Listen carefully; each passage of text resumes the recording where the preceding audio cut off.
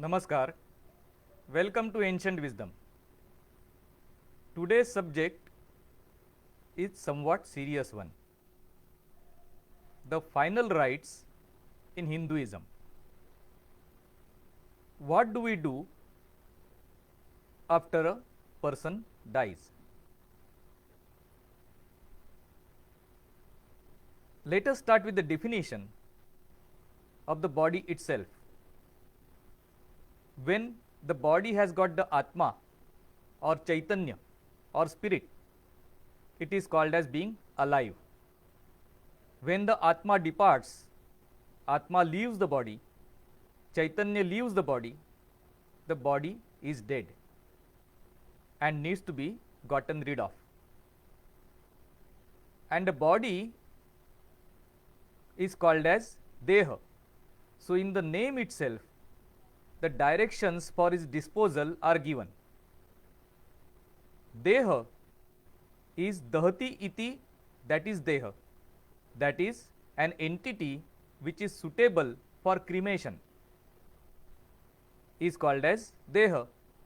So, when the Deha remains, Atma departs, the Deha is to be cremated. There are two exceptions to this. One is a child which is less than 8 years old, and the second is a sannyasi. The child is not cremated, it is buried because the Atma has not really enjoyed the body. It is akala mrityu, and that is why the Deha is not suitable for cremation. In case of sannyasi,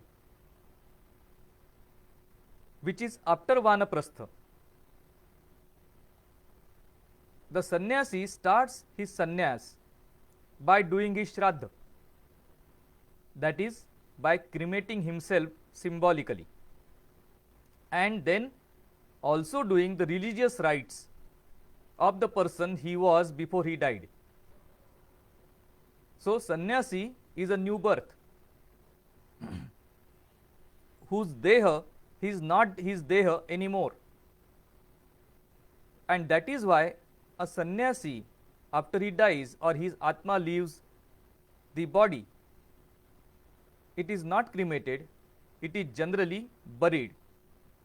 Many yogis, when they are alive itself, they take samadhi, that is, they bury themselves with their own volition, and it is called as samadhi.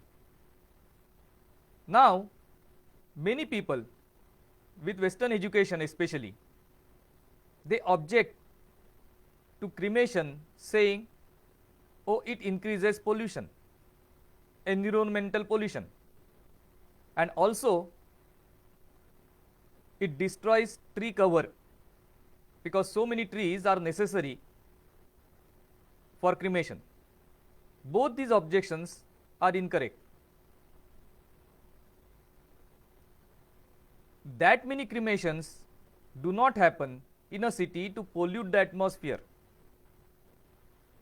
There is a particular ratio, and in that ratio only people die other than a big calamity.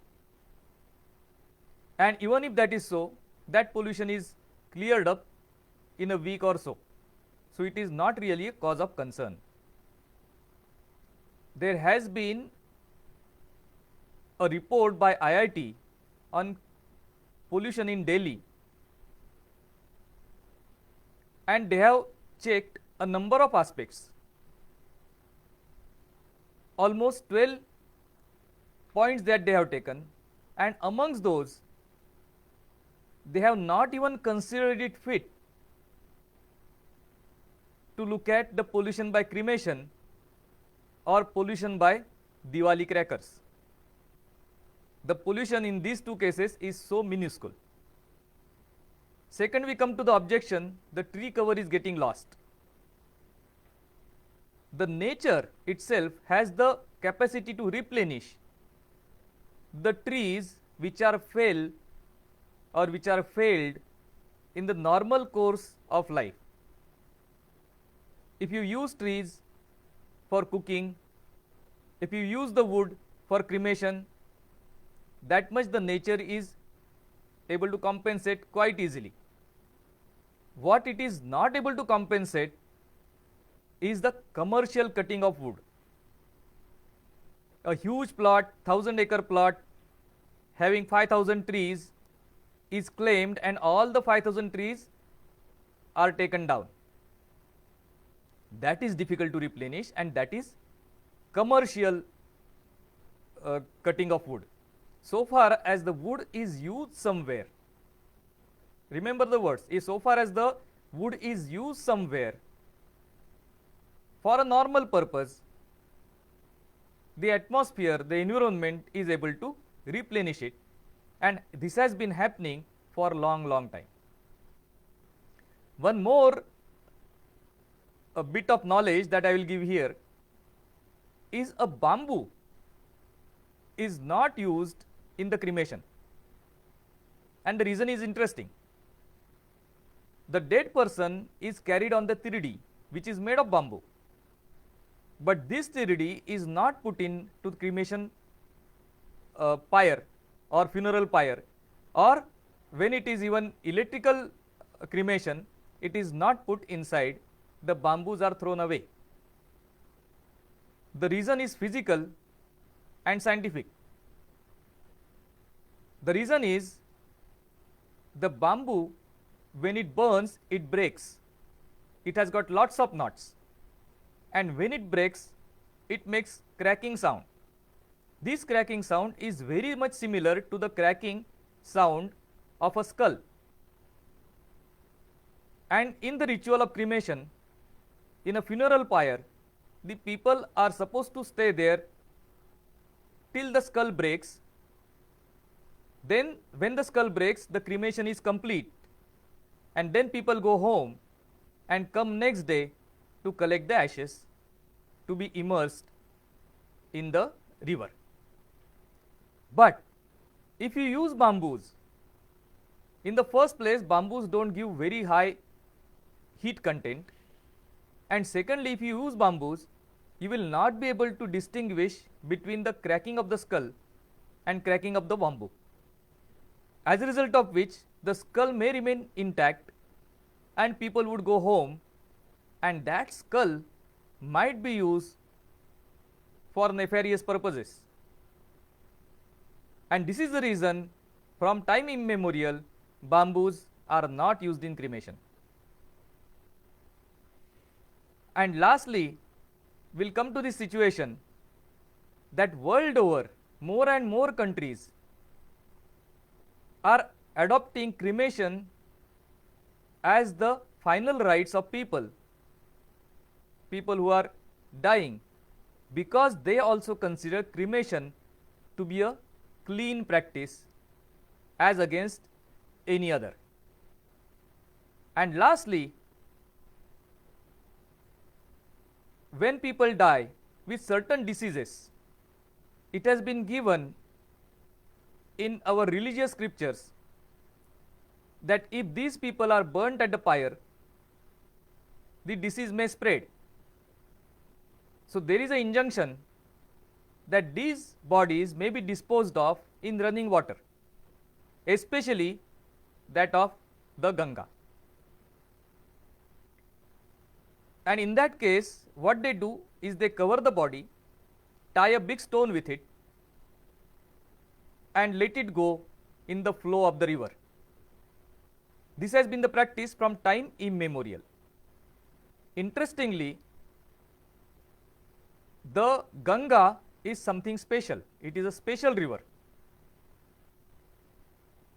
One thing, it has got very high phosphorus content, and secondly, it has got special microbes and other organisms which dissolve not only the body but also the bones in very short period of time. And even after this, the Ganga remains as pure as it is. So from time immemorial, there has been a practice of floating the body into the Ganga along with, of course, a big stone after the last rites are done. Interestingly, some people say that it pollutes the river. It doesn't, and it has not so far. But why the Ganga is getting polluted? There are two reasons.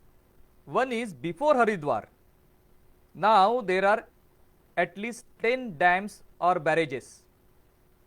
That means the flow of the river and the quantity of water in the river is considerably reduced. Also, on the sides of the river, there are number of chemical factories which let their effluent many times even without any kind of treatment to flow into the Ganga. In addition to that, many places sewage or gutters also open into the Ganga. Now there are sincere efforts being going on for the last few years under the Namami Gange project to clean the Ganga. But because of this, the waters of Ganga become polluted beyond control. Otherwise, in earlier days, Ganga would remain pure, doesn't matter what you mix with it. So these were the three modes of the final rites: burial, cremation, and letting go in the river. The idea of this lecture was to clear up a number of misconceptions that people have by giving all this information at one place. If you have any questions or queries about this, please feel free to write to us. Namaskar.